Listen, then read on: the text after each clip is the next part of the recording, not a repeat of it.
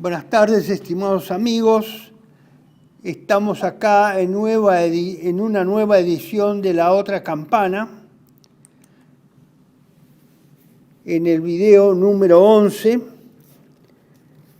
del 24 de noviembre, que es el día de hoy a la tarde del 2023.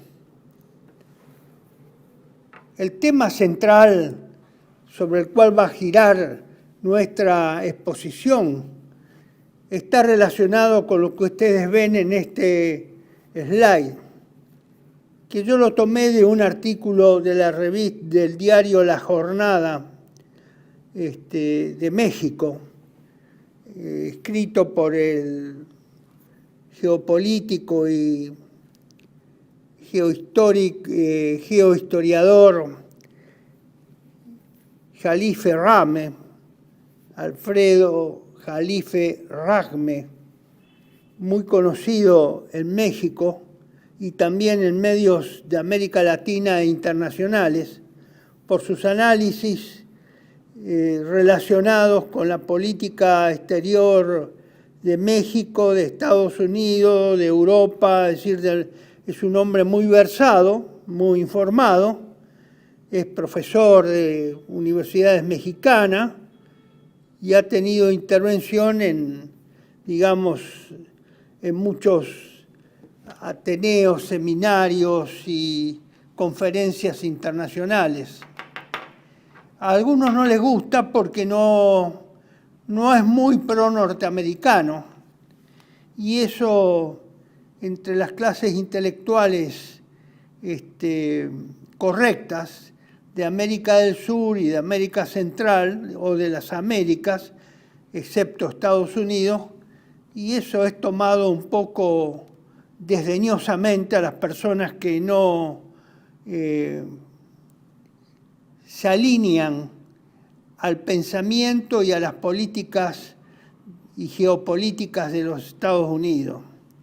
Él La Jornada lo presenta con esta ilustración, un artículo muy interesante que publicara hace unos 20 días, dedicado exclusivamente a la eventual elección de Javier Milei como presidente de la Nación Argentina. En este caso nosotros lo presentamos que ya consumado el acto electoral, teniendo ya aunque no confirmado judicialmente todavía por la Cámara Electoral, pero sí tenemos que el leoncito mimoso, parodiando a lo que la candidata socialista Bregman le atribuyó en su momento en el primer debate presidencial al señor Milei, el gatito mimoso. Bueno, yo le he cambiado la figura de gatito por el de leoncito mimoso, de la usura y de los usureros del imperialismo internacional del dinero. Porque realmente creo, por el contrario de los izquierdistas, que el eje ideológico, político del señor Javier Milei pasa por su glorificación de la usura y de los usureros, que es mucho más grave, mucho más importante y mucho más significativa que la simple mención o relación con el capitalismo a secas o en general.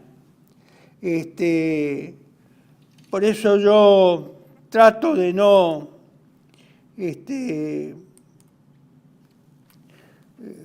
incurrir en el mismo error, creo que voluntario, de la izquierda, y trato de salir de ese problema general o generalista de la izquierda como el capitalismo, para concentrarme dentro del capitalismo al poder internacional de la usura que es realmente el núcleo del capitalismo, que ese es un grave error que tenemos muchos de los nacionalistas en Argentina, en principio de no dar su debida dimensión al problema de la usura y la influencia y el poder que la usura tiene dentro del sistema financiero.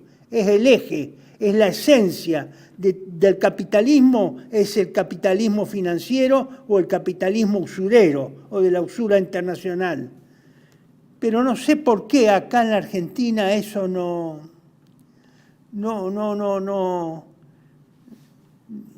funciona, no diría que no funciona, no es trabajado y precisamente no es atacado como debe ser atacado.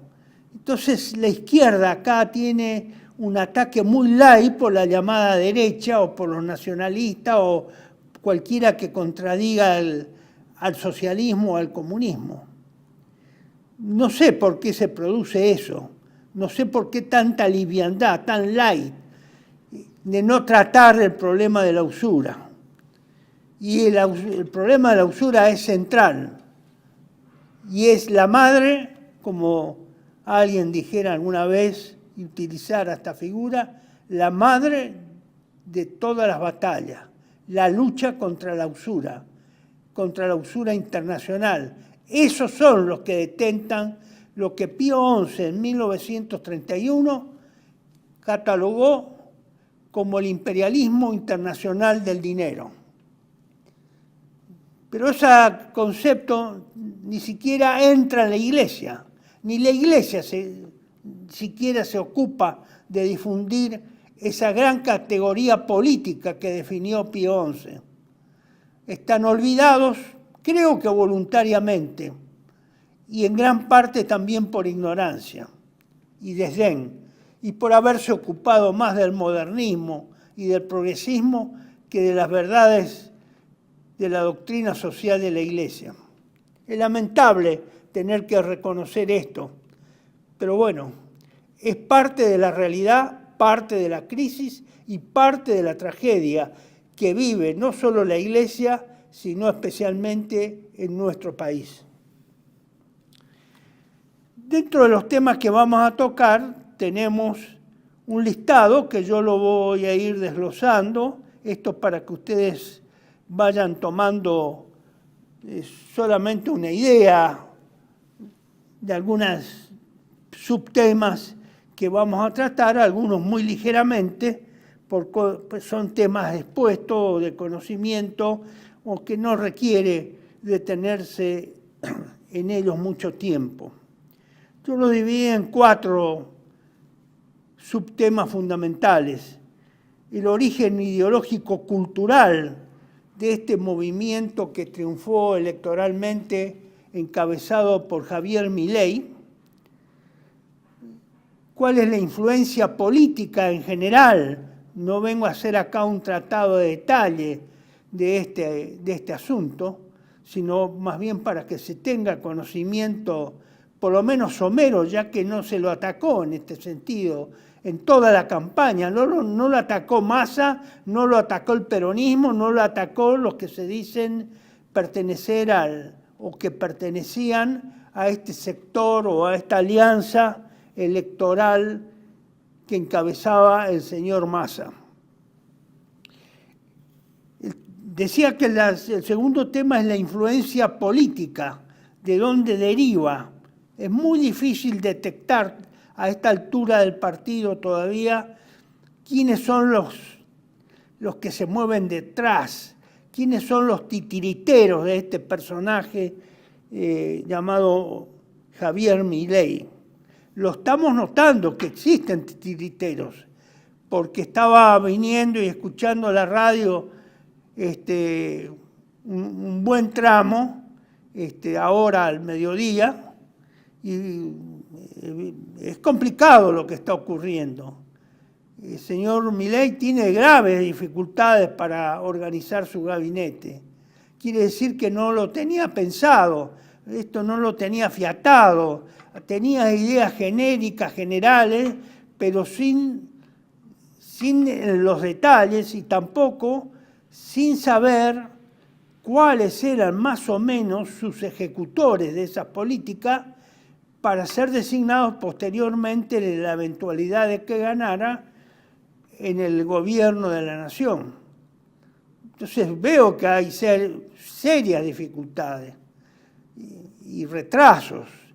Y me llama muchísimo la atención que a 4 días, 5 días, haberse conocido su triunfo, aunque no esté las cantidades definitivas, pero no hay duda que el margen de diferencia respecto al señor Massa es bastante considerable, por lo tanto no creo que haya que dudar del triunfo del señor Javier Milei. Y acá vemos algunos aspectos. El señor Mauricio Macri, que apareció definidamente 24 horas después del día domingo pasado, acompañado por la señora Bullrich, pero ahora no estamos, después de 5 días de desarrollo de información, empezamos a darnos cuenta que el trato con el señor Macri no fue reciente, de hace 5 días. Ya lo había estado frecuentando hace mucho tiempo, parece, por las informaciones y comentarios del periodista. No ha sido algo tan espontáneo.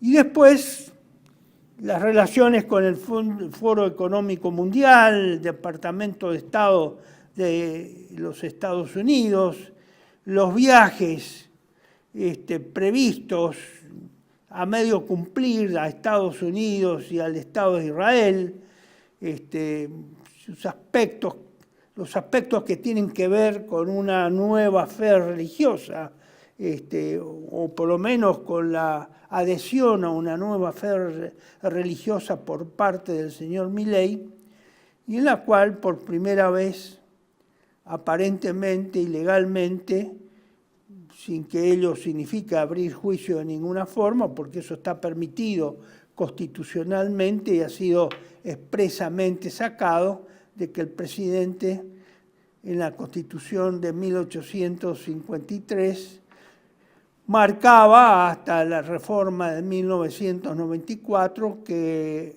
el presidente debía ser de confesión católica. Pareciera ser que vamos a tener por primera vez en la historia argentina un presidente de confesión judía. Digo pareciera ser porque no tengo certeza de que él profese esa religión o que esté a punto de profesar abierta y digamos, directamente. Hasta ahora él siempre ha dado la idea de que era algo tangencial, que no era una cosa definitiva, que era una inquietud espiritual, pero me parece por algunos datos que se mencionan que no, que en realidad hay un compromiso importante, que va más allá de una mera intención, una mera inquietud espiritual o, digamos, un bienestar espiritual por una predicación que lleva ya largo tiempo con un rabino, según él mismo ha expresado de hace mucho tiempo, que una vez dedica un día por semana prácticamente a tener ese tipo de conversaciones religiosas con un rabino judío y también de interiorizarse de la fe judía. El tercero son en qué quedaron sus propuestas originales con las cuales ganó la elección.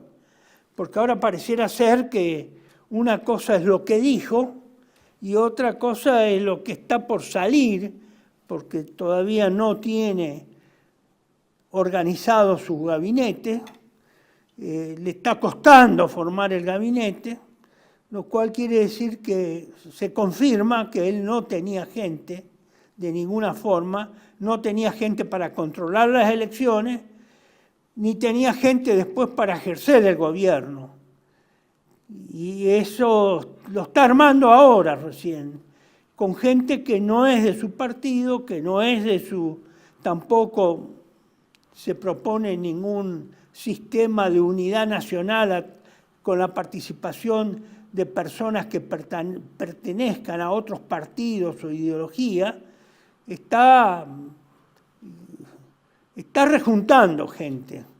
Y es evidente que hay gente que no ha aceptado el ofrecimiento que le ha hecho, tal vez porque son o participan de una concepción económica, política general más ortodoxa, más pura que algunos de los personajes que el señor Milei pretendería que formen parte también del gabinete. Por eso se ha visto apartamientos en estas últimas 24 horas y, bueno, y ingresos de personas que yo no había oído nunca, no había nombrado nunca, ¿no? Y ahí tenemos una serie de ítems que han sucedido en estos pocos días desde el domingo y cambios que han tenido también el señor Milei. Uno de esos cambios ha sido la modificación del rol original que el presidente electo le había otorgado públicamente antes de las elecciones y inmediatamente posterior al triunfo del día domingo a la vicepresidenta, la señora Victoria Villarruel. Eso parece que quedó totalmente ya descartado y ahí sí parece que habría no solo disidencias de enfoque, sino que habría chispazos de distintas intensidades por una interna que tal vez toque las relaciones de poder dentro de esa mini organización que tenía Milei como partido político de la capital federal y de alguna provincia más. Y finalmente la conclusión. Bueno, empecemos primero por los temas de origen ideológico-cultural. Acá se habla mucho de Milei, de su ortodoxia liberal, de que es un anarcocapitalista, un anarcoliberal, y algunos calificativos muy extremos que se adjudican a esta tendencia de la ideología liberal o neoliberal. Entonces, vamos a empezar primero por algo que nadie en la campaña lo atacó por ese tema, y está referido a la fuente ideológica de su anarcoliberalismo, o su liberalismo extremo, o neoliberalismo, o liberalismo, anarcoliberalismo. ¿Cuál es? Y es la escuela austríaca de economía. Ahí está el germen, ahí está el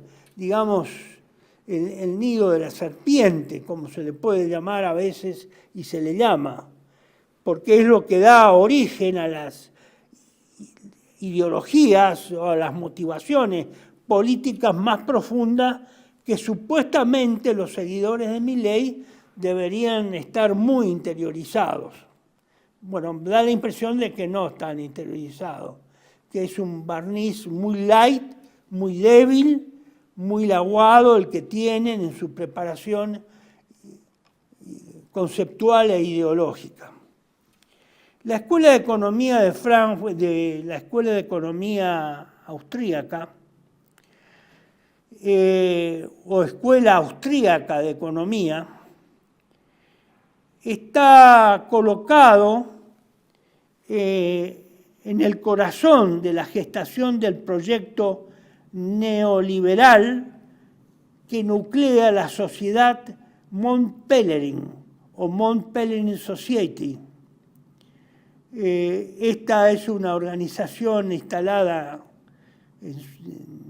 digamos, con ese nombre en Europa, fundada en 1947, y ha dirigido todos sus esfuerzos a elaborar una base discursiva, teórica y epistemológica que permita legitimar y sostener la preeminencia de sectores dominantes, ya sean sectores terratenientes en sus primeros años, y ello en base a la labor de Carl Menger. En 1871 él realiza esta fundación de esta escuela austríaca de economía, Carl Menger, y de propietarios del capital, es decir, propietarios de la tierra y propietarios del capital, es decir, el sector financista o financiero, o más crudamente el sector de la usura internacional. Que así hay que llamarlo, sector de la usura, es la usura, ese es el nombre sin eufemismo sobre este sector de la economía que hace gala de defender y aferrarse a un neoliberalismo extremo.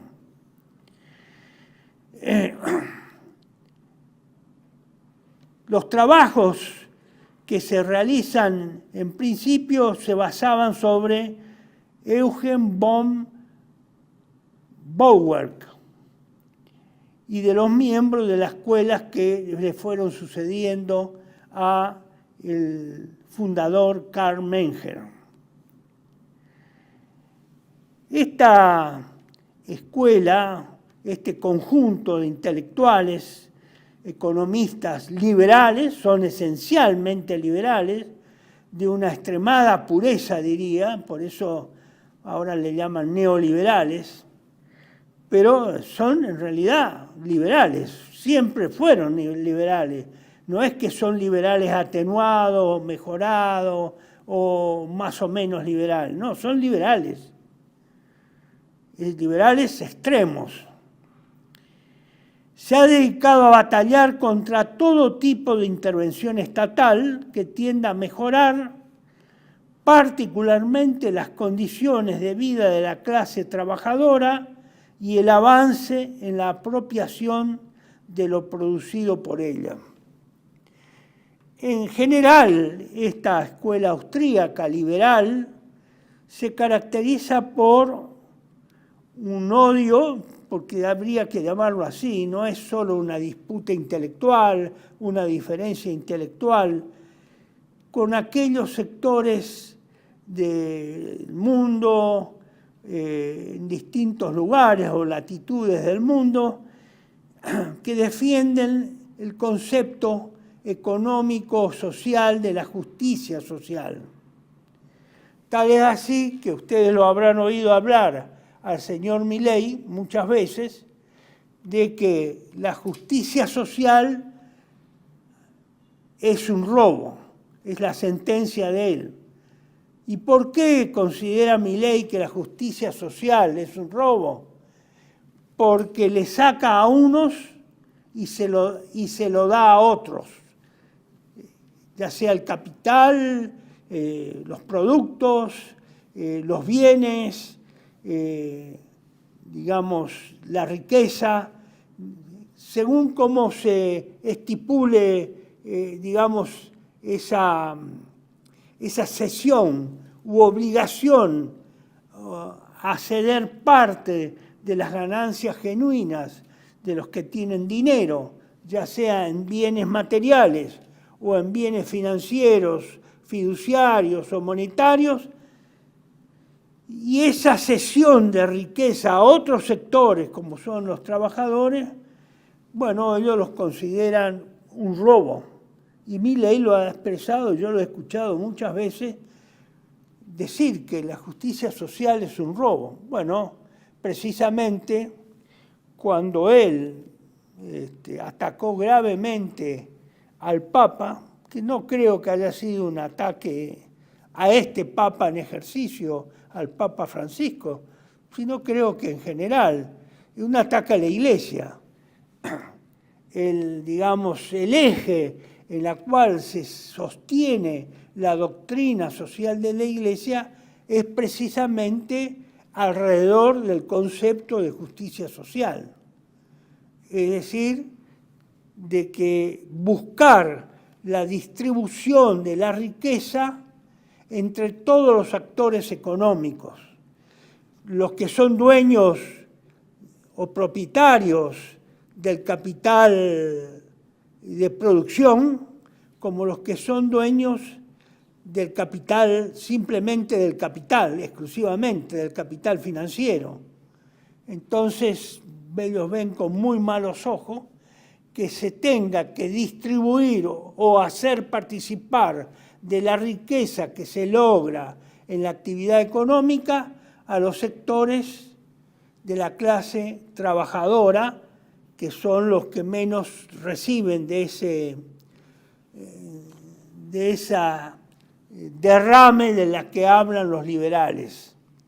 Y esto es muy importante tenerlo en cuenta porque en la última instancia ese insulto que en alguna medida hiciera el señor Javier Milei a la persona del Papa, me parece a mí que tiene mucho que ver, se origina en la concepción equivocada, pero antagónica de Milei contra la justicia social y a la distribución de la riqueza entre los sectores sociales que intervienen en la producción económica.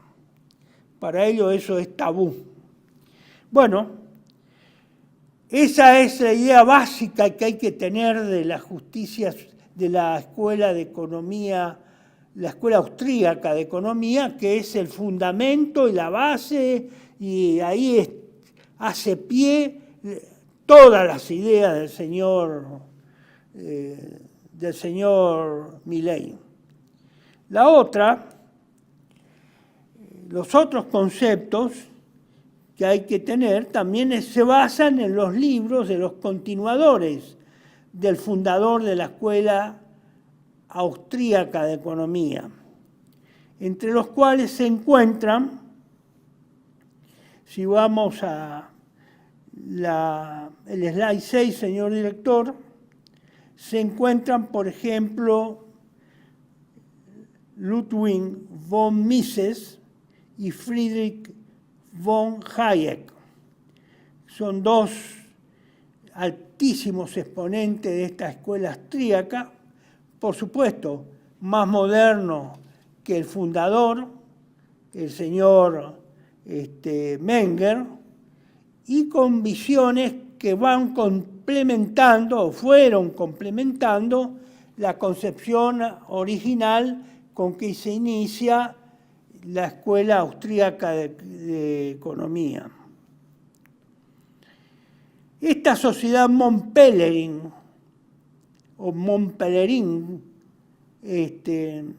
que agrupa y de la cual emana toda la difusión de este conocimiento económico y social, liberal, dirige su accionar a construir una red internacional de personas encargadas de la difusión de ideas neoliberales y a la fundación de instituciones del mismo corte dedicadas al seguimiento de las políticas públicas de alto nivel, de alta dirección. Para ello genera un nuevo aparato discursivo y pretende imponerlo en forma hegemónica. Ese es el proyecto u objetivo final de la Escuela Austríaca de Economía o de la Sociedad Montpellerin. No es algo pasivo, de difusión pacífica o, digamos, pasiva de conceptos, ideas económicas. No, ellos tienen objetivos claros.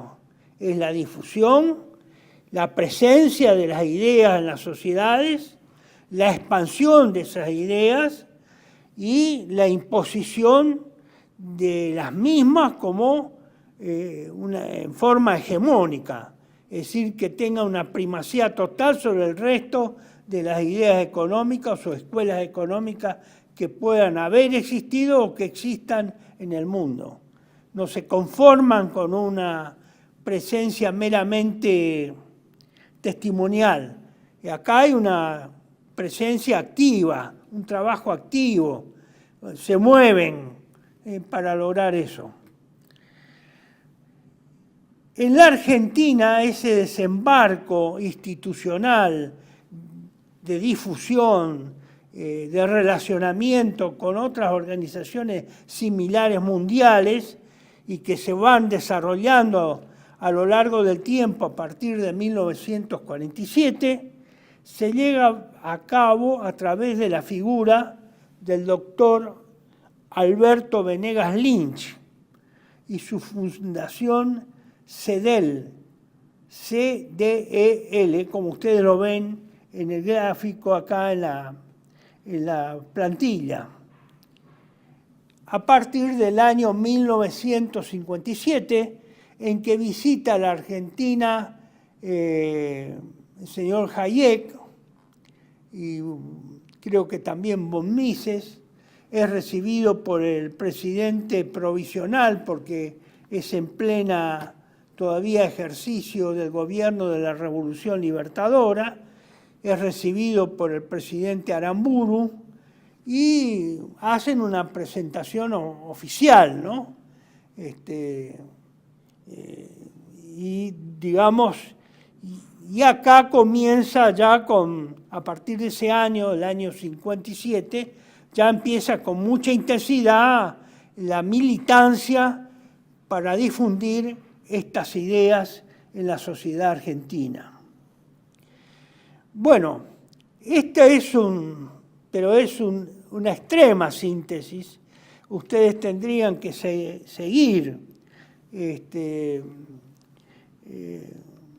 Yo algunos de estos datos los he sacado, como ustedes lo ven, en la parte superior del slide de la Escuela de Economía Austríaca, produjo o difundió uno de los tantos cientos de libros que ha difundido, es esta de una autora argentina, María Paula de Buren.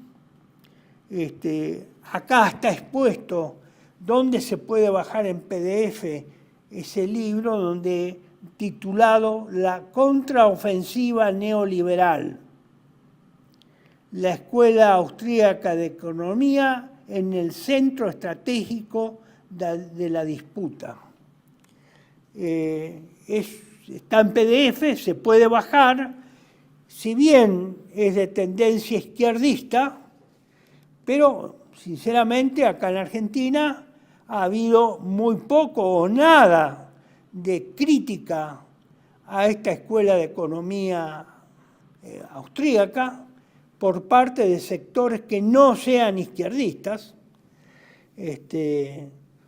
Ya saben ustedes que el nacionalismo no ha logrado, a pesar, yo he intentado insinuar a mucha gente con capacidad económica, con inquietudes nacionalistas, de que había que formar una escuela de economía argentina, escuela de economía política nacional argentina, en la Argentina, acá en nuestro país, y me he pasado 20 años tratando de ver con unos, con otros, de llevarle la inquietud, empezando por crear una biblioteca que vaya recolectando, recogiendo las donaciones nacionalistas que habían fallecido más o menos a lo largo de ese tiempo, o que se sabían que había bibliotecas enteras muy bien formadas, y juntar todas esas obras que iban a desaparecer, no se iban a reproducir como efectivamente ocurrió, antes de que los familiares por un criterio meramente económico y de obtención de bienes, de recursos económicos, la vendieran en esa época, hablo 20 años o 30 años antes, que la vendieran a $1 el tomo, el volumen, cualquiera sea lo que haya. Y eso a mucha gente le costó muchos años armar esas bibliotecas personales, mucho dinero, porque muchos tenían obras en francés, en inglés y en alemán, pero no hubo caso, no tuve suerte, yo no supe manejarme, seguramente yo soy el responsable de mi fracaso en ese sentido. No pude conseguir ni siquiera la base de una escuela de economía política nacional que debía residir en las obras que se iban a consultar en esa futura escuela. No tuve suerte, no logré la ayuda de nadie, no logré que ellos se hicieran cargo y financiaran una cosa que no era necesario que esté acá en plena capital, bastaba con que alguno con alguna propiedad en las cercanías de Buenos Aires, inclusive en zona de campo, ya no se necesitaba estar una presencia física o ir, tomarse un auto e ir 100 kilómetros a consultar a una biblioteca tan específica como sería esta que yo pretendía que se organice, porque a través de los medios electrónicos se podría, en un lugar de fácil mantenimiento, barato, de fácil control, accesible a los medios electrónicos, satisfacer las necesidades de requerimiento o de reproducción de obras y cualquiera, en cualquier lugar del país pudiera acceder. No tuve éxito, fui un fracaso, yo fracasé en esa idea, no logré ninguna sola adhesión. Lamentable, me atendieron muy bien, me escucharon, tuvieron la paciencia de que les explicara los fines, las ventajas de que eso significaría, el poco monto de inversión que se podría conseguir con 4 o 5 personas con recursos proporcionales que no creía que fuera un exceso, pero no logré nada. Yo fracasé en eso, o no tuve la habilidad, nunca he sido hábil para esas cosas tampoco. Así que, en parte, yo mismo me responsabilizo no haber podido tener un mínimo éxito, que eso era lo mínimo. Lo segundo era hacer la escuela, para lo cual había que formar a estudiantes o ya egresados en las ideas económicas de política nacional que se habían generado en los Estados Unidos y en Alemania, pero tampoco, si no podíamos remontar una gran biblioteca centralizadora del pensamiento económico político nacional, de la economía política nacional, mal podríamos, aunque sea ir formando personalmente o ayudando a que se formaran, porque ninguna universidad argentina, creo que el último habrá sido el doctor Beberaya Allende y el doctor Julio González, que se dedicaron en sus cátedras de la Facultad de Derecho, ni siquiera en la Facultad de Economía había nadie, a entusiasmar a sus alumnos en la idea de desarrollar una economía política para la Argentina. Y este problema central que yo veía era lo que tanto desvela hoy a los peronistas, a la señora Kirchner, que tantas veces dijo que era la escasez de dólares y que eso teníamos que encontrarle los argentinos, por argentinos, lo que mejor sirviera al interés nacional, encontrarle la vuelta a ese problema gravísimo. Bueno, todo ha sido un fracaso, no se pudo lograr nada y creo que en última instancia, después de muchos años, creo que a nadie le importaba mucho eso. Se los digo con sinceridad. Y a pesar que nosotros tenemos un juicio crítico muy activo contra los potentados norteamericanos, liberales, capitalistas, financieros, el núcleo duro contra los europeos. Miren, en Europa lo he comprobado, y especialmente en Estados Unidos, son los privados, los ricos privados, los que han fundado universidades y han difundido el pensamiento liberal con su bolsillo. No ha sido el Estado. No ha sido el Estado. Por eso, la mayoría de las universidades privadas norteamericanas llevan el nombre de algún rico que puso dinero de sus bienes, que puso bienes a disposición de la fundación de la universidad, y por eso el liberalismo está tan atado, no con alambre, está atado con cadenas del mejor acero y que difícilmente se puedan romper. Y acá no hubo quórum, ni siquiera como una inquietud intelectual, no ya digo de aplicación política, no, ni siquiera. Pero bueno, será otra generación la que tenga que bregar con esto. Hacemos un instante de pausa y continuamos. Bienvenidos a CEPA, Centro de Estudios del Pensamiento Americano. Nuevo sitio web de cursos de formación en política, filosofía, historia, literatura, geopolítica, religión, psicología y más. Cursos de formación que reflejan el verdadero pensamiento americano. Lo invitamos a elegir el curso de su agrado ingresando en www.cepa.la.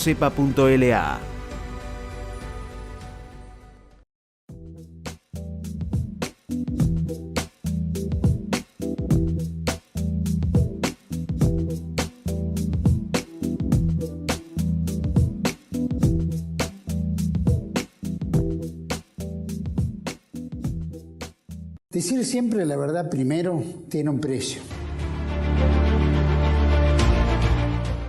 Dependemos de tu ayuda. TLB1, toda la verdad primero.